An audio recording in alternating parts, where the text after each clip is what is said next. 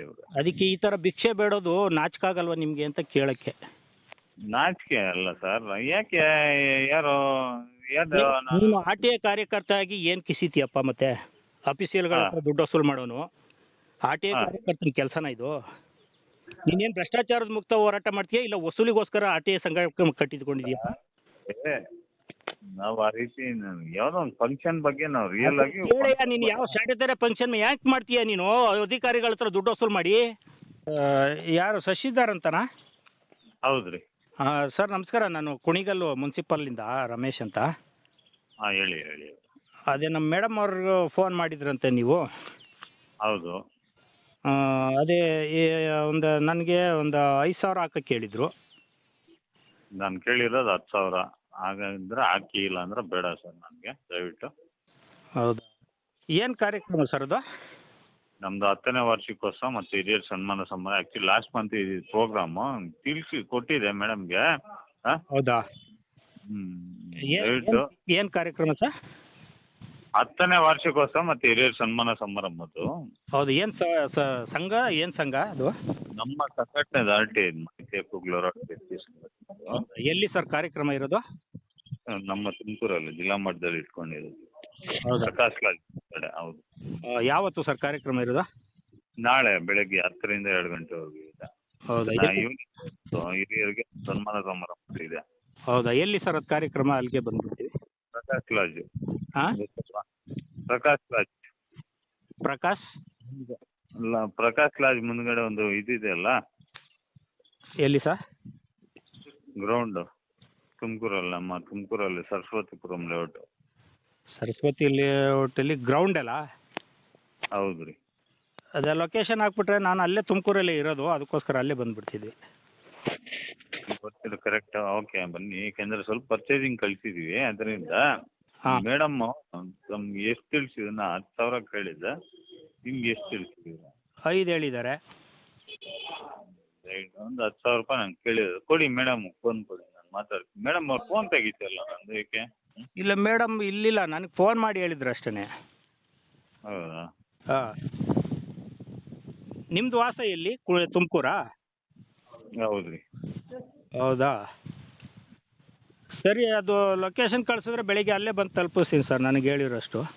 ಬೆಳಗ್ಗೆ ಏನಾಕ್ರಿ, ನಾನು ಇವತ್ತು ಕೇಳ್ತಾ ಇರೋದು ಫಂಕ್ಷನ್ ಒಂದು ಇದಕ್ಕೆ ಒಂದು ಕೇಳ್ತಾ ಇದ್ರೆ ನೀವು ಬೆಳಗ್ಗೆ ತಲುಪಿಸಿದ್ರೆ ಏನಾದರೂ ವ್ಯವಸ್ಥೆಗೆ ಆಗತ್ತಾ? ತಾವೇನಾಗಿದ್ದೀರಾ ಅಲ್ಲಿ ಮುನ್ಸಿಪಲಲ್ಲಿ ಹುದ್ದೆ?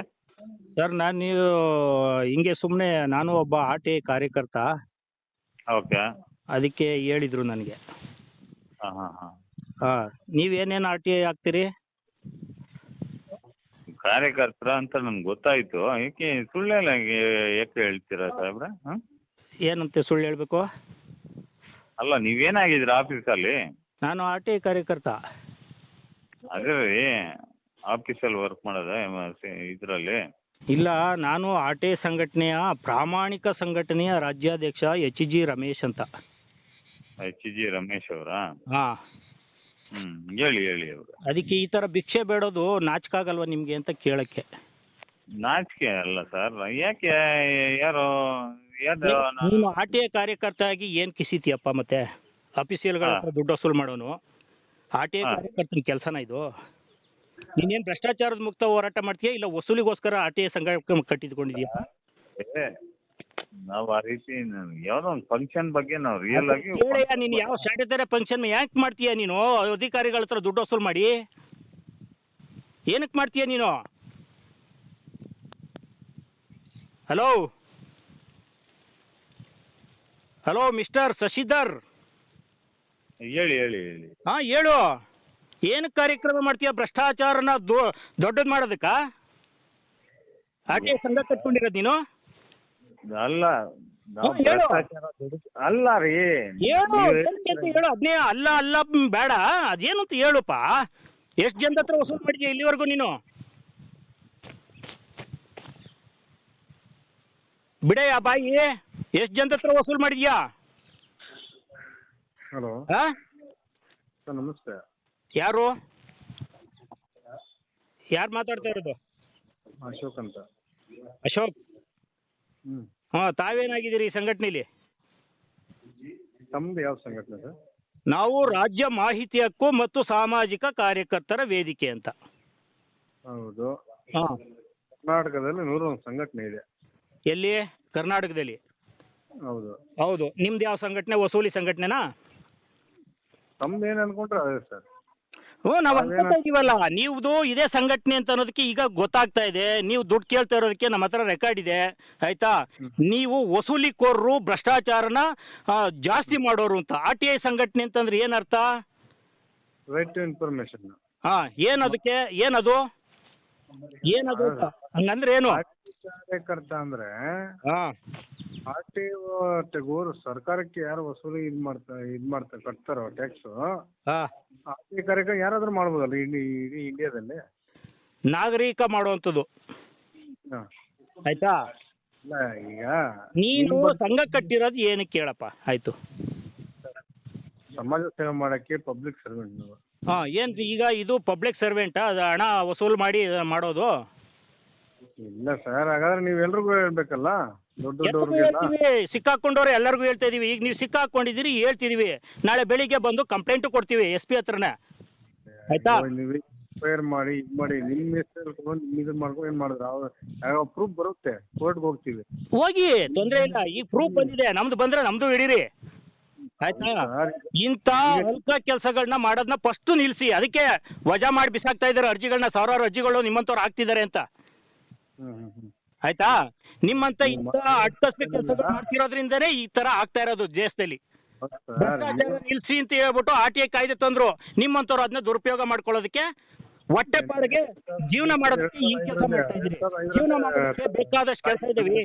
RTI ಕಾರ್ಯಕರ್ತ ಆಗಬೇಕು ಅಂತಿಲ್ಲ, ಜೀವನ ಮಾಡೋದಕ್ಕೆ ದುಡಿಯೋದಕ್ಕೆ ಬೇಕಾದಷ್ಟು ಕೆಲಸಗಳಿದಾವೆ. ಮಾಡಿ, ಕಷ್ಟಪಟ್ಟು ದುಡಿರಿ. 2005 ತಂದಿದಾರ ಸರ್ ಹಾಂ? RTI ಕಾಯ್ದೆ ಅಂದ್ರೆ 2000 ಮಾಹಿತಿ ಹಕ್ಕದ ಕಾಯ್ದೆ ಹಾಂ, 2005 ಆದೇಶ ಮಾಡಿದಾರಾ? ಇನ್ಯಾವಾಗ ಮಾಡಿದ್ರು? ಹೇಳಿ ಇಲ್ಲಿ. ಅಲ್ಲ ನಿಮ್ಮ ಮಾತು ಬರ್ತಾ ಇದ್ದೀನಿ ನಾನು, ಹೇಳಿ. ಅಲ್ಲ ನಿಮ್ದೇ, ನೀನು ಹೇಳಪ್ಪ. ಈಗ ಆಯ್ತು, ನನಗೆ ನೀನು ಏನಕ್ಕೆ ತಂದಿದೀಯ ಹೇಳಪ್ಪ. ನೀನು ದುಡ್ಡು ಯಾಕೆ ಕೇಳ್ತಿದೀಯ ಎಲ್ಲರ ಹತ್ರ, ಅಧಿಕಾರಿಗಳ ಹತ್ರ? ಅಷ್ಟು ಹೇಳಪ್ಪ. ನಿಮ್ಗೆ ಯಾರು ಸರ್ ಹೇಳಿದ್ರು? ನನಗೆ ಯಾರು ಹೇಳಿ. ಈಗ ಕೇಳಿದ್ರು ಅಂತ ನಾನು ಹೇಳ್ತಾ ಇದ್ದೀನಿ.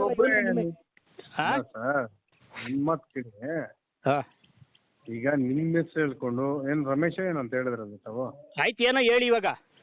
ನಿಮ್ಮ ಹೆಸರು ಹೇಳ್ಕೊಂಡು, ನಿಮ್ಮ ಸಮಸ್ಯೆ ಹೆಸರು ಹೇಳ್ಕೊಂಡು ಯಾರು ಕೇಳಪ್ಪ. ಇಲ್ಲಿ ಯಾವುದೇ ಇದನ್ನು ಸಂಘಟನೆ ಹೆಸರು ಹೇಳ್ಕೊಂಡು ಯಾವ ಅಧಿಕಾರಿಗಳನ್ನು ದುಡ್ಡು ಕೊಡ್. ನೀವು ಹೇಳೋದು ಎಲ್ರಿಗೂ, ವಾಟಲ್ ನಾಗರಾಜನ್ಗೆ, ಕೋಡಲಿ ಚಂದ್ರಶೇಖರ್ ಅವ್ರಿಗೆ, TN ನಾರಾಯಣಗೌಡ್ರಿಗೆ ಎಲ್ರಿಗೂ ಹೇಳ್ಬೋದು. ಎಲ್ಲರೂ ವಸೂಲು ಮಾಡ್ತಿದ್ದಾರೆ ಅಂತ ನಿನಗೆ ಗೊತ್ತಾ? ನಿನಗೆ ಗೊತ್ತಾ? ನಿಮ್ಗೆ ಗೊತ್ತಾ? ನಾವು ಮಾಡ್ತಾ ಇದೀವಿ, ನಿಮ್ಗೆ ಗೊತ್ತಾ? ನೀವು ಮಾಡ್ತಾ ಇರೋದಕ್ಕೆ ನನಗೆ ಹತ್ರ ಈಗ ಕೇಳಿದ್ನಲ್ಲ, ನನ್ನ ಹತ್ರನೇ. ನಾನು 10,000 ಕೇಳಿದ್ದೀನಿ ಅಂತ. ಹಾಂ, ಏನೋ ಒಂದು ಪ್ರೋಗ್ರಾಮ್ ಕೇಳಿರ್ಬೋದು. ಏನು ಪ್ರೋಗ್ರಾಮು? ಯಾವ ಪ್ರೋಗ್ರಾಮ್ ಮಾಡೋದಕ್ಕೆ ನೀನು ಅಧಿಕಾರಿಗಳ ಹತ್ರ ಏನು ಕೀಳಕ್ಕೆ ಕೇಳ್ತೀರಾ? ಹಾಕ್ಕೊಂಡು ಮಾಡು. ಆದ್ರೆ ಇಲ್ಲ ಅಂದ್ರೆ ಸಂಘಟನೆ ನಿಲ್ಸು. ಯಾರು ಹೇಳೋರು ನಿಮ್ಗೆ ಪ್ರೋಗ್ರಾಮ್ ಮಾಡು, ಅಧಿಕಾರಿಗಳ ಹತ್ರ ವಸೂಲು ಮಾಡು ಅಂತ ಹೇಳ್ಬಿಟ್ಟು? ಈಗ ಅಲ್ಲಿ ದೌರ್ಜನ್ಯ, ದಬ್ಬಾಳಿಕೆ, ಬೆದರಿಕೆ ಏನು ಹಾಕಿಲ್ಲ ಯಾರಿಗೂ. ಬೇಕಾಗಿಲ್ಲ. ಇದು ದೌರ್ಜನ್ಯ ತಾನೆ. ಈಗ ನೀವೆಲ್ಲ ಹಂಗೆ ಮಾಡ್ತೀರಾ? ನಾವು ಪ್ರಾಮಾಣಿಕವಾಗಿ ಮಾಡ್ತಾ ಇದೀವಿ. ತೋರಿಸು ಒಂದೇ ಒಂದು 100 ರೂಪಾಯಿ ಯಾವನ ಹತ್ರ ನಾವು ಅಧಿಕಾರಿಗಳ ಹತ್ರ ಕೇಳಿದೀವಿ ಅಂತ. ಅದೇ ಲೆಟರ್ ಏನಾದ್ರು ಸರ್ಟಿಫಿಕೇಟ್ ಇದೆಯಾ? ಯಾವುದು? ಏನು ಸರ್ಟಿಫಿಕೇಟ್ ಬೇಕು ನಿನಗೆ? ಅಲ್ಲ, ನೀವೇನು ಮಾಡಲ್ಲ ಅಂತ. ಹೌದು, ಸರ್ಟಿಫಿಕೇಟ್ ನಾನೇ ಕೊಡ್ಕೊತೀನಿ. ಸರ್ ಅವ್ರ ಬಗ್ಗೆ ಮಾತಾಡ್ತಾರೆ, ನೀವೇನು ನೀವೊಬ್ಬರೇ ಇದು ಮಾಡ್ಕೊಳ್ತೀರಲ್ಲೇ? ಏನ್ ಮಾಡ್ಕೊತಾರೆ? ನಿನ್ನಂಗೆ ವಸೂಲಿಗೆ ಹೋಗಿದೀವಾ? ಅಲ್ಲ, ನೀವು ಹೋಗಲ್ಲ ಬಿಡಿ. ಕೆಲಸ ಮಾಡೋ ಅಧಿಕಾರಿಗಳಿಗೆ ಪ್ರೋತ್ಸಾಹ ಕೊಡ್ರಿ. ನೀವು ಮಾತಾಡಿ, ನಾವಿಬ್ರು ಸೇರ್ಕೊಂಡು ಬೇರೆಯವ್ರ ಮೇಲೆ ಹೋಗ್ಬೇಕು. ಯಾರಿಬ್ರು ಸೇರ್ಕೊಂಡು? ನಿನ್ನಂತ ಅಯೋಗ್ಯನ ಹತ್ರ ಸೇರ್ಕೊಂಡು ಹೋಗೋದು ಬೇಕಾಗಿಲ್ವೋ? ನಿಮ್ಮಂತವ್ರ ಜೊತೆ ಸೇರಿದ್ರೆ ನಮ್ಮಂತವ್ರ ಹೆಸರು ಹೇಳ್ಕೊಂಡು ಇನ್ನೂ ಲೂಟಿ ಮಾಡ್ಬಿಡ್ತೀರಿ ನೀವು. ಬಿಟ್ರೆ ಮಾತಾಡೋದೇನಿಲ್ಲ. ಬೆಳಿಗ್ಗೆ ಬರ್ತಾ ಇದ್ದೀನಿ, ಕಂಪ್ಲೇಂಟ್ ಕೊಡ್ತೀನಿ. ಅದೆಲ್ಲಿ ಪ್ರೋಗ್ರಾಮು ತೋರಿಸಿ, ಅದೇನು ಪ್ರೋಗ್ರಾಮ್ ಮಾಡ್ತೀರಿ ನಾವು ನೋಡ್ತೀವಿ ಸ್ವಲ್ಪ. ಗ್ರಾಹಕರ ಸ್ಯಾಟಿಸ್ಫ್ಯಾಕ್ಷನ್ ನಲ್ಲಿ ನಂಬರ್ 1 ತೃಪ್ತಿ ದರದಾಯಕ ಶೋರೂಮ್ ನಿಮ್ಮ SP TVS ಶೋರೂಮ್ ನಿಮಗಾಗಿ ತಂದಿದೆ ಹೊಸ ಮಾಡೆಲ್ಗಳ ಹೊಸ ಬೈಕ್ಗಳು. ರೈತರಿಗಾಗಿ ಅನುಕೂಲವಾಗಿರುವ ಸೂಪರ್ ಎಕ್ಸೆಲ್ ಕೂಡ ಲಭ್ಯ. ಹಾಗಿದ್ರೆ ಹಿಂದೆ ಭೇಟಿ ನೀಡಿ SP TVS ಶೋರೂಮ್ ಮಾಲೀಕರು ಲೋಕೇಶ್ RG. ಹೆಚ್ಚಿನ ಮಾಹಿತಿಗಾಗಿ ಸಂಪರ್ಕಿಸಿ 8494951009. ನಾಗಲಕ್ಷ್ಮಿ ದಾಬಾ ಹತ್ತಿರ, Gulbarga road. Coat pant sherwani, suiting, shirting, sari, dress material ಹಾಗೂ ಮದುವೆ ಸಮಾರಂಭಗಳ ಎಲ್ಲಾ ತರಹದ ಬಟ್ಟೆಗಳು ಹೋಲ್ಸೇಲ್ ದರದಲ್ಲಿ ಲಭ್ಯ. ಹಾಗಿದ್ರೆ ಎಂದೇ ಭೇಟಿ ನೀಡಿ ಆರ್ಕೆ ಫ್ಯಾಷನ್ ಕಲೆಕ್ಷನ್, ಬಸ್ ನಿಲ್ದಾಣ ಎದುರುಗಡೆ, ಹುಮ್ನಾಬಾದ್. ಹೆಚ್ಚಿನ ಮಾಹಿತಿಗಾಗಿ ಸಂಪರ್ಕಿಸಿ 8660601957.